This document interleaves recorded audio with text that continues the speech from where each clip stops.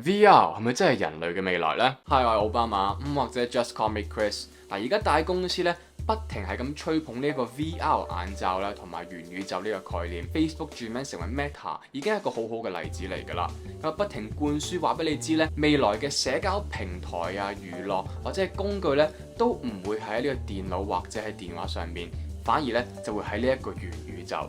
NFT 嘅推出咧，其實就係正正為咗填滿呢啲元宇宙嘅窿窿嘅。但係我真係好想知道，究竟一個 VR 嘅眼罩喺現階段究竟可以做啲乜嘢啊？同埋做到有幾多嘢嘅？加上咧就係展望下未來，究竟呢一個元宇宙嘅世界係咪會成為人類不可缺失嘅一個工具，同埋呢一個娛樂用具嚟嘅？嚟緊嗰30日咧，我將會每一日投放1個鐘頭入去呢一個嘅虛擬世界 VR 嘅元宇宙世界裏邊，試盡晒佢所有嘅功能咧，係最終俾一個最整合嘅意見，同大家講究竟 VR 係咪人類邁向緊嘅一個方向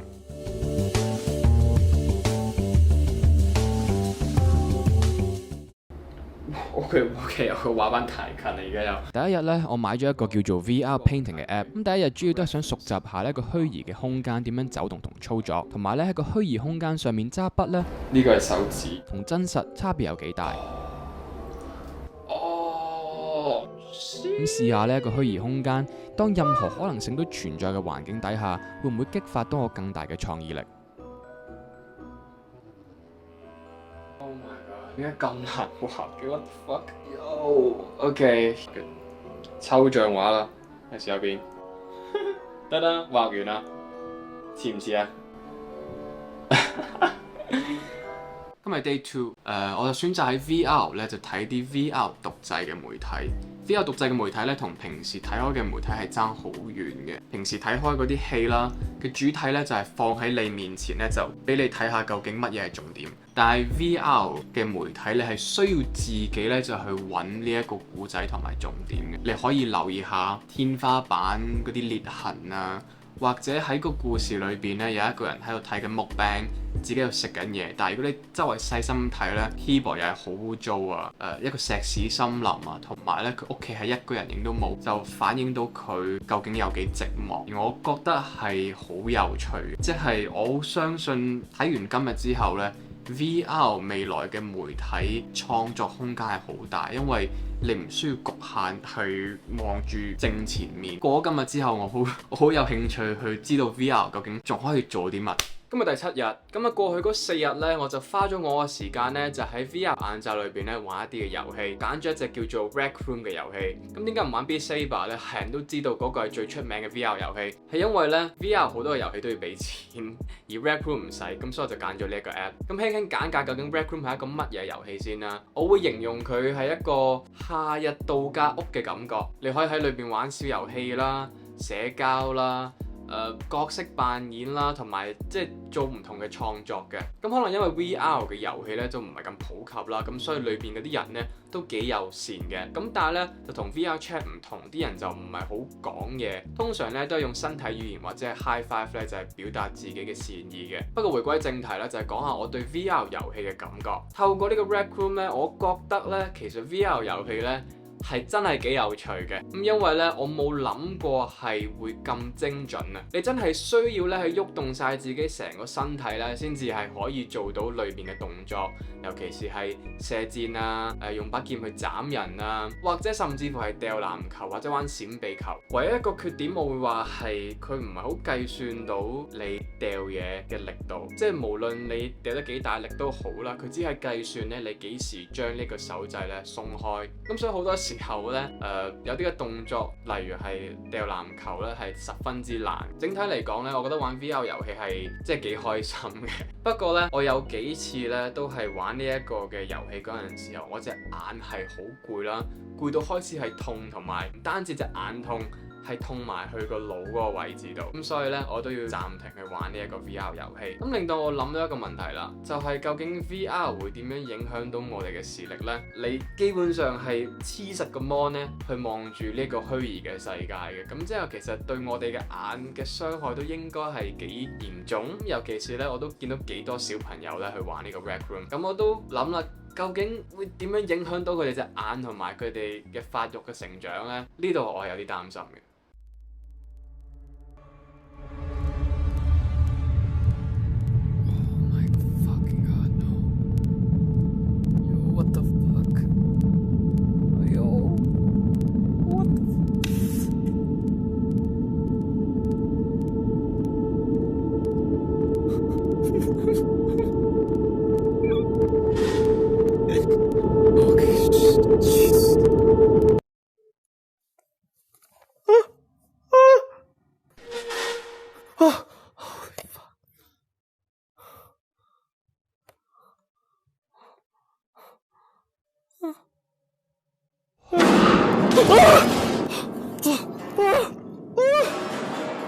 Okay, no, fuck it, no.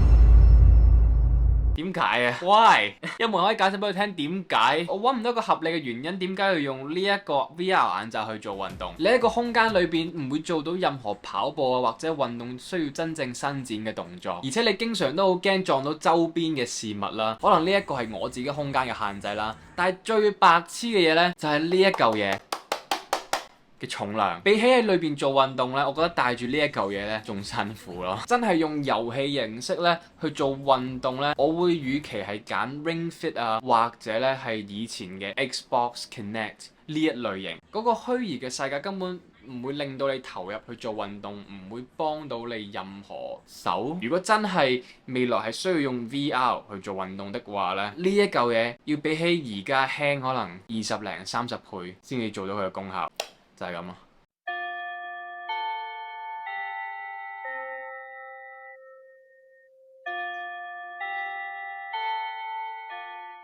咁第10同11日咧，我選擇咗用 VR 咧去學習嘅，咁啊試下上一啲虛擬課堂啦。咁揀選咗一個叫 Adam Savage Tested 嘅課程。咁我揀選呢一個課程咧有個特別嘅原因嘅，因為 Adam Savage 咧喺 YouTube 頻道咧都有做類同嘅嘢啦，咁教人整電影道具同埋分享咧製作過程嘅。咁所以咧最好不過咧就攞佢嚟同佢個 VR 嘅課程嚟做呢個對比。咁啊雖然咧係幾有趣嘅，睇住一個人咧點樣去整一個頭嘅倒模。咁但係睇耐咗之後呢，其實都發現用唔用第一身去睇，根本就冇乜分別嘅。咁所以呢，我就想跳去另一個嘅課程啦。咁我揀咗一個語言學習軟件。咁通常呢，語言學習軟件都冇真正上堂就真係咁有效噶啦。咁所以我都唔想用呢個程式嘅完整度呢，就係作任何嘅標準。咁只係想知道呢，學習嘅環境同埋呢投入程度會唔會因為呢個虛擬空間係加分嘅。咁啊，裏邊咧就測試咗我曾經學習過少少嘅瑞典文啦，from Hong Kong 同埋日文嘅。我會話點講呢？就算望住一個虛擬嘅角色同我呢就係傾偈啦，我都唔覺得有啲咩太大嘅得着，因為真嘅人呢係唔會咁俾反應嘅。咁同埋一個虛擬嘅環境喺呢一刻其實有咩意思呢？對學習上又真係唔記得太大嘅幫助，反而呢，喺程式裏邊嘅笑料呢就多啦。你好嗎？不是太好吧？我不明白。What？不是太好吧？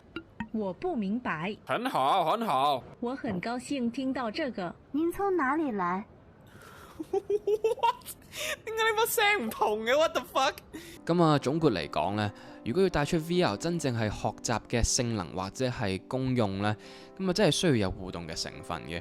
我喺 VR 嘅商店見到裏邊呢有個 DJ 嘅課程啊，咁下邊留言全部都係話呢個課程係幾好啊，唔需要花幾千蚊去買實質嘅器材學習，係一個好嘅踏腳石俾人學音樂。咁雖然我就冇興趣咧，就俾300-400蚊去買呢一個嘅程式學 DJ，咁但係我覺得一個虛擬嘅環境學習呢，咁例如係揸車啊、操作任何嘅器具同硬件呢，都應該係一流嘅。咁但係純粹係聽講座形式嘅課程呢，就冇乜意思啦。今日第14日。咁啊，過去嗰3日咧，我就嘗試咗一啲唔同嘅設計嘅軟件。咁啊，其中一款咧就係比較適合呢個城市規劃噶啦，而另外嗰2款咧就係俾你任意創作嘅。我好相信咧 VR 一開始製作出嚟嘅用途咧，就係俾人去一個3D 空間裏面製作。因為除咗咧呢一個嘅軟件嘅完整度係好高之外咧，仲係非常之容易用嘅。任何一個人冇設計經驗咧，都可以戴住呢個眼罩同揸喺個手仔咧，就開始去做唔同嘅設計。我冇讀過設計啦，更加就係唔識呢個城市規劃，但係都係可以俾到我入去表達我自己嘅創意啦，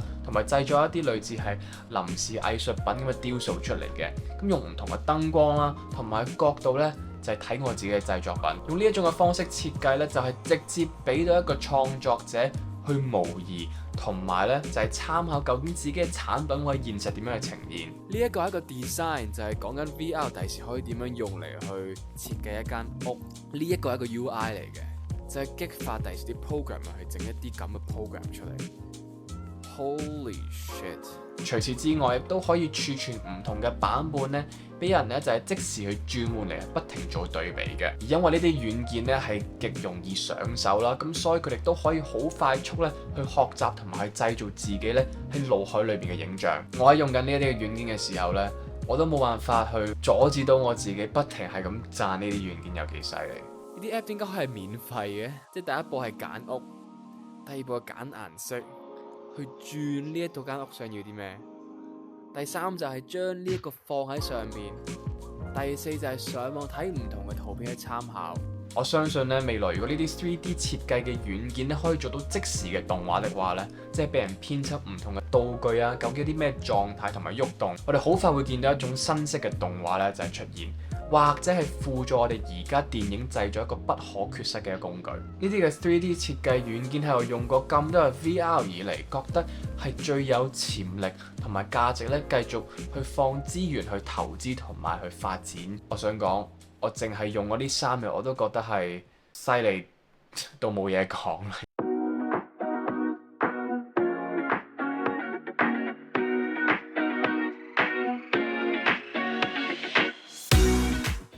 過咗好幾日啦，今日係第20日。今日咧我未做任何嘅 VR 嘅活動嘅，但係都想同你哋講啦，就係我應該會唔係今日之後咧就完結呢一個實驗嘅。咁啊原因咧之後再補充。咁呢幾日咧我都冇一個好特別嘅目標咧，就係嘗試 VR 任何特殊嘅功能嘅。咁啊反而咧就係重溫翻我有啲乜嘢喺 VR 裏邊令到我特別有興趣啦，同埋好玩嘅嘢。咁主要都係睇一啲 VR 特製嘅媒體啦。有啲嘢你係真係唔會可以咁近距離同埋親身去目擊，但係就可以喺呢一個世界裏邊就睇到一個攀石嘅人係冇任何呢一個安全嘅裝備咧，就去做 free solo。Holy shit, this guy's crazy.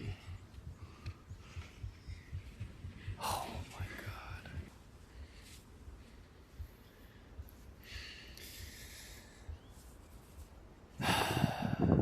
或者咧就係聽一啲喺美國嘅囚犯究竟住喺監獄裏邊嘅生活係點樣樣，或者咧你去睇下呢一個世界唔同嘅角落，種種咧呢一啲嘅媒體都令到我覺得係幾有趣嘅。咁但係都有陣時候咧，呢啲嘅媒體咧會拎走咗你去旅行嗰種魔幻嘅感覺嘅，尤其是係你可能去到法國咧睇一啲嘅著名嘅地標，咁但係因為咧拍攝嗰陣時候嗰部嘅相機比較低清，你去到嗰陣時候嘅感覺就係 OK， 啲人過緊自己日常生活，而望到嗰個地標唔係特別有趣，所以亦都會有陣時候令到你對一啲可能去旅行嘅地標有一啲好特殊嘅幻想嘅，就打破咗你嗰種嘅感覺。咁呢幾日我都唔淨止係睇呢個特製嘅媒體嘅，咁都有嘗試下少少嘅新嘅嘢啦，例如係用 VR 去冥想啊，入咗 VR chat 咧去睇下究竟裏邊嘅世界係點樣樣嘅。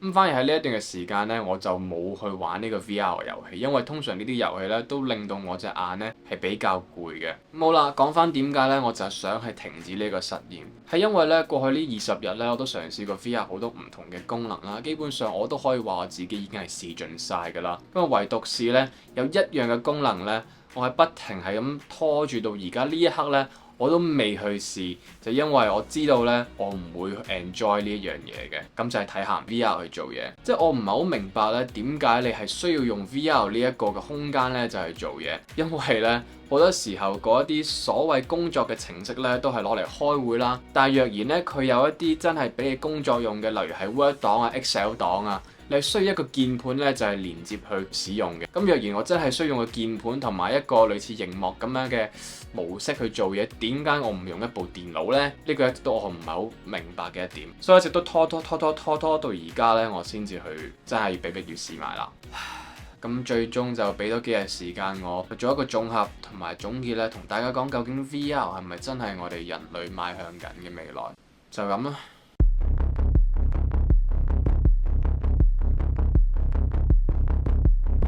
OK，而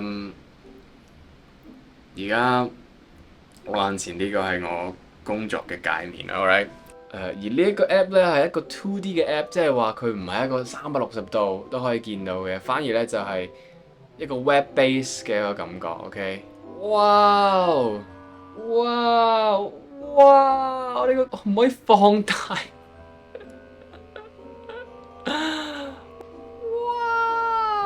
我哋可以睇到我哋嘅工作表，我哋可以用呢個手掣去撳我哋呢一個 keyboard 啊 ！Fuck you man！ 我正常用一部電腦咪得咯。This is so shit！ 我哋試下有幾方便啦，好唔好？我哋做嘢，我哋拎呢一行，我哋點樣可以係？我想5同6調轉，得唔得？5同6調轉。我哋試下改一改呢度有幾易改先，好冇？我哋改一改呢個 task 嘅名 ，I need this。打錯字，By tomorrow。哇！你冇愛字鍵盤，你基本上冇可能打到呢一行字。Man, fuck this man！ 我而家喺沙灘。咁啊，係一個我幾中意嚟嘅地方嚟嘅。咁啊，呢條片嘅總結咧，我想有多少少畫面啦。因為始終之前嗰20日咧，我都係匿喺屋企咧，就係試呢個 VR。咁所以我都想戶外吸收下呢一個嘅太陽，同埋睇下呢個大自然。咁啊，做總結之前咧，等我解答下少少嘅問題先。我有冇用到 VR 咧去睇鹹片？有嘅，但我唔覺得 VR 嘅鹹片係特別。你坐後邊啊！我攞個嘢喺前面啊！但我唔覺得 VR 嘅鹹片咧投入感係會特別大，或者係好，只係一種另類嘅方式去睇。咁加上咧，如果你去睇鹹片係有呢個打飛機嘅意欲咧，我覺得係有少少複雜嘅成個過程。咁好啦，咁究竟 VR 係咪人類嘅未來發展方向咧？係，但係同時間都唔係，好難俾一個好確實嘅答案你哋啦。咁所以等我兩邊都講下個原因。咁先咧講下會先啦。咁因為咧未來所有製造嘅新式媒體啊、3D 設計軟件啊，甚至乎係遊戲咧，都應該會係一流嘅。不但只係容易操作啦，仲係咧係十分之有用嘅。喺一啲操作重型機器啊、練車牌啊，總之所有活動咧係需要互動或者咧就係練習咧，都係一流嘅。咁加上咧呢個平台都係容許你咧化身成為理想中嘅自己啦，同人去聯誼社交，可以俾你咧一個機會就去世界你冇可能接觸嘅一個角落度咧，就去經歷同埋體驗下咧究竟當地嘅環境會係點樣嘅。咁但係咧 VR 有一個好致命嘅問題，就係 VR 係一個好視覺主宰嘅一個工具嚟嘅。咁先唔好講話盲嘅或者係有任何殘障嘅人士咧，係唔可以用呢個工具啦。就算老人家都其實唔係太過適合咧去用 VR 嘅。喺呢20日咧，我用過呢個 VR 遇過種種嘅問題。咁啊，例如就係你用得長時間咧，隻眼就會攰同埋痛。長時間咧咁近距離望住呢個熒幕咧，就係好傷呢一個眼睛。VR 呢個裝置咧太過重啦，唔適宜佩戴咧，就係做呢一個運動。咁加上咧空間嘅限制，驚你經常撞到周邊嘅一個事物。咁加上咧，我哋冇必要咧，就係用 VR 去取代平時我哋文書嘅工作，因為我哋已經有更加好嘅工具已經係存在。不過咧，仲有一個最重要嘅一點咧，我係未講嘅，就係冇嘢喺呢個世界咧可以代替到你而家身處緊嘅一個環境。有不論咧呢個 VR 可以帶到你去世界邊一個角落都好啦，冇嘢可以比得起咧，你用自己雙眼、身心咧去感受呢個世界嘅。